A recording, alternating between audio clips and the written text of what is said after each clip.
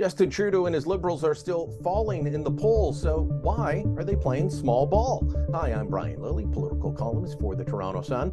If you've seen the polls over the last month, you know the story. The Trudeau Liberals are well behind Pierre Poilievre and the Conservatives. Depending on the poll you look at, it's between a 13 and an 18-point lead for the Conservatives over the Trudeau Liberals.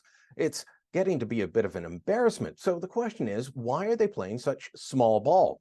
What do I mean by that? Well, they're nitpicking on Poilievre for small issues that aren't going to turn things around for them. They've tried to jump on him for saying he jumped the gun in saying terrorism after the Niagara Bridge crash that shut down 4 border crossings last week. They're trying to claim that the Conservatives no longer support Ukraine and their fight against Vladimir Putin's invasion through Russia.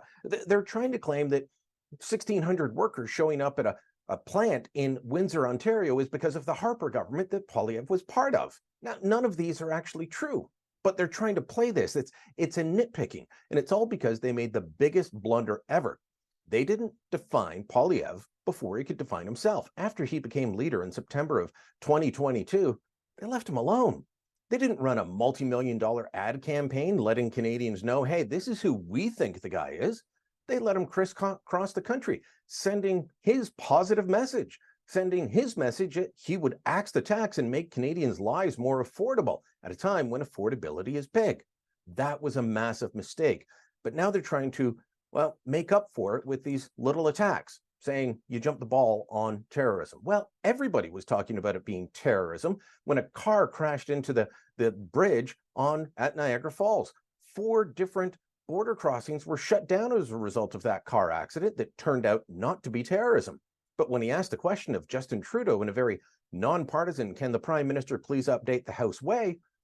Well, Trudeau didn't even blink an eye. Trudeau answered. He said, I'm being briefed by my National Security and Intelligence Advisor. Why would the NSIA be briefing the Prime Minister if they weren't concerned that it was terrorism? So jumping in on that is a bit foolishness. Jumping in and saying he doesn't support Ukraine because he voted against the Canada-Ukraine Free Trade Agreement due to language that the Conservatives say will lock in Canada's carbon tax into an international treaty, well, you're stretching the truth at that point. It becomes unbelievable. And as for those 1,600 workers coming, turns out it's not 1,600. They're not coming to build the plant. They're coming to train Canadian workers. That's something the federal government and the federal government alone could have told people about because they issue the work permits. They are the ones who say, this guy can come for 3 months to train someone. This guy can be here for the whole project. You can have this many people in. Instead, we had almost a week of bad headlines for everyone involved in that Stellantis EV battery deal, including bad looks for the government.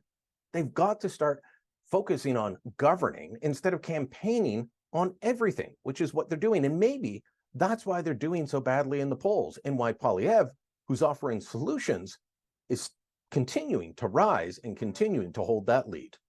Let me know what you think. Drop a comment down below, share this on social media, and don't forget to subscribe to our channel.